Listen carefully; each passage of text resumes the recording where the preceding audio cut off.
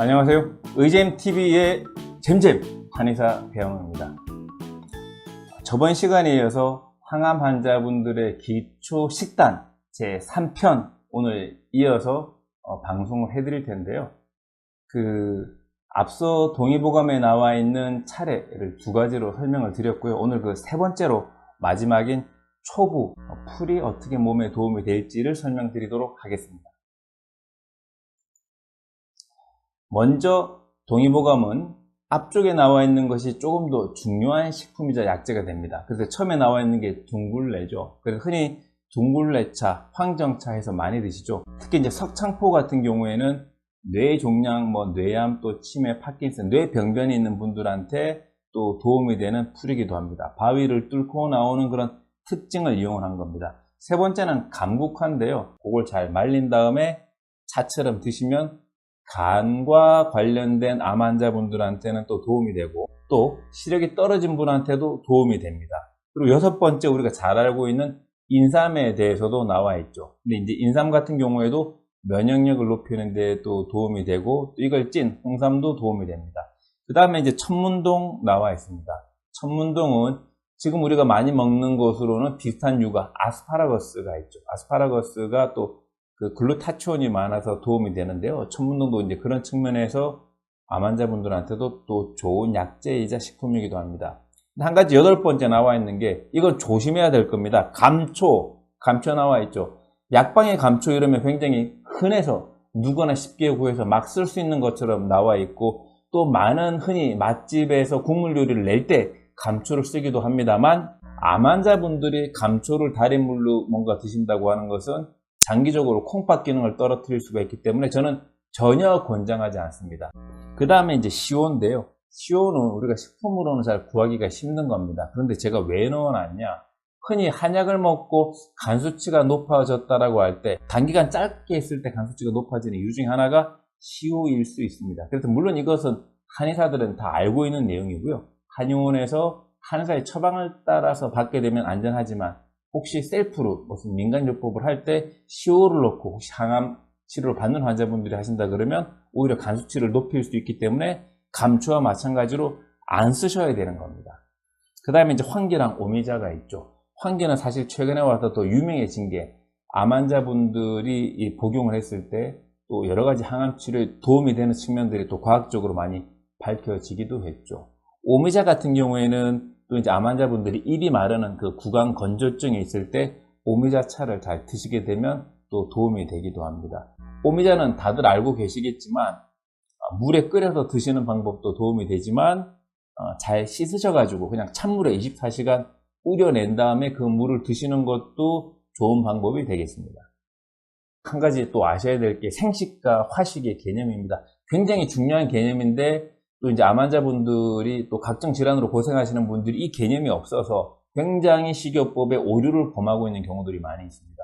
생식과 화식, 말 그대로 불에 익히지 않은 건 생식, 불에 익힌 건 화식이 되겠습니다. 암 환자분들이 많이 하는 실수 중에 하나가 생식을 먹으면 무조건 좋다라는 개념을 가지시고 그냥 생식을 막 쓰시는 경우들이 있습니다.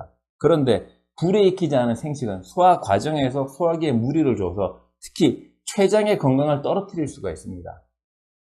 그러면 또 한편으로는 생식이 무조건 나쁘냐? 그렇지 않고 화식이 무조건 좋냐? 그렇지 않다라는 겁니다. 우리가 불에 익혀서 먹는 음식은 소화기관에 특히 무리를 주지 않고 소화 흡수가 잘 되는 장점이 있지만 불에 익히는 과정에서 음식에 들어있는 그 천연의 원기, 효소 이런 것들이 파괴되는 또 측면이 있습니다.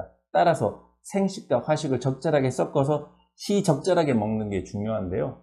소화력이 떨어지고 몸이 안 좋을 때는 화식을 기본으로 하되 생식을 약간 곁들이시는 정도가 좋습니다.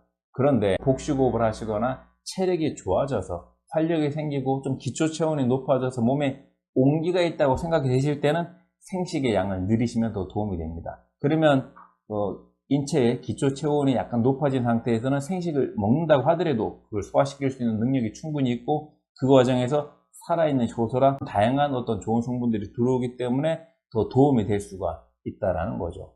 따라서 생식을 소화력이 좋은 분들은 생식, 소화력이 나쁜 분들은 화식이라고 하는 기준을 가져야 되고요. 또한 두 번째 계절적 기준. 여름에는 생식을 조금 더 많이 하시고 겨울에는 소화력이 떨어지기 때문에 화식을 하시는 게 좋고요. 또 만 50세를 기준으로 50세 미만으로 소화력이 좋은 분들은 생식을 조금 더 하셔도 되고, 50 이상, 특히 65세 이상 어르신들은 체력이 떨어지거나 몸이 냉하다고 느끼면 생식보다는 화식, 이렇게 드시는 게 가장 중요한 관건이 되겠습니다. 그리고 시중에서 생식 제품 유통되는데요. 생식 제품은 그 생식 제품의 함량에 따라서 가격이 천차만별입니다. 그래서 본인이 생식을 만들어서 드시면 좋지만, 그러지 못해서 인터넷에서 생식을 구입하시는 분들은 가격만 보고 구입하시지 마시고 생식의 함량이 60%, 70%, 80% 이상 있는 제품인지를 확인하셔서 생식의 함량이 높은 제품을 이용하시는 게 또 생식을 이용하시는 그 본인의 목적에 맞겠습니다. 또 이제 암 환우분들이 식단을 짜면서 많이 착각하게 되는 게 음식과 약선과 한약을 구별을 못 하시는 겁니다. 그래서 이걸 구별하는 게 중요합니다. 이게 뭐냐면, 가볍게 설명을 드리면, 음식은 말 그대로 일반적인 에너지를 먹기 위해서 보편적으로 먹는 것을 그냥 음식이라고 합니다. 두 번째, 한약은 같은 재료를 쓰더라도 특정 재료를 조금 더 양을 많이 쓰고 특정 재료 위주로 조리를 하면서 그 특정 재료가 조금 더 몸에 들어와서 또 보편적인 것보다 또 특정한 힘을 발휘할 수 있도록 요리를 해서 우리가 먹을 수 있도록 하는 것이 바로 약선이 되는 겁니다. 그래서 약선부터는 전문가로부터 사사를 받는 게 중요하겠죠. 그리고 한약은 같은 재료인 인삼을 쓴다고 하더라도 보다 더 많은 양을 가지고 장기간 해서 증상과 체질을 개선시킬 수 있도록 한의원에서 처방받는 것을 한약이라고 하게 됩니다. 그래서 많이 겪는 오류가, 셀프로 민간요법으로 특정 약초를 가지고 드시다가 잘못되면 한약 먹고 그렇다고 얘기하는 분들이 많이 계십니다. 그런 경우에는 흔히 이제 민간요법인 음식 또는 약선 단계에서 본인이 선택을 하신 거고, 그걸 한약이라고 표현하시면 안 되시는 겁니다. 그래서 음식, 약선, 한약을 잘 구별하셔서 적절하게 쓰시는 게 중요할 것 같고요. 2011년도에는 조엘 펄만 박사라고 음식 처방하는 의사로 세계적으로 가장 유명한 분이 입국한 적이 있습니다. 당시 이제 강남에서 한 식당에 모여서 식사를 하면서 이분이 했던 중요한 얘기가 있습니다. 음식을 통해서 많은 질병의 80%를 예방하거나 치료가 가능한데, 각 나라에서는 그 나라의 전통 식습관을 다시 복원해서 하는 게 중요하고, 특히 한국은 한국의 전통 식습관인 한식이 좋기 때문에 한식을 잘 쓰시게 되면 암 환자분들이 많은 도움을 받으실 거다라고 말씀을 하셨습니다.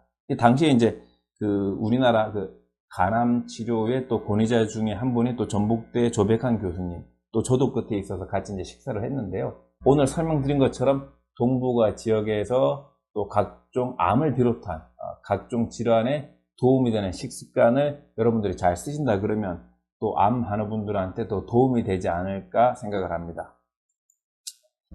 최근에 이제 암으로 고생하시는 분들이 많이 계신데요. 제가 암 환우분들을 위해서 20년 못되게 암 환우분들과 같이 했던 여러 가지 식이요법 중에서 좀 중요한 것들만 모아서 1, 2 상편으로 제가 정리를 해보았습니다. 도움이 되셨을지 모르겠습니다.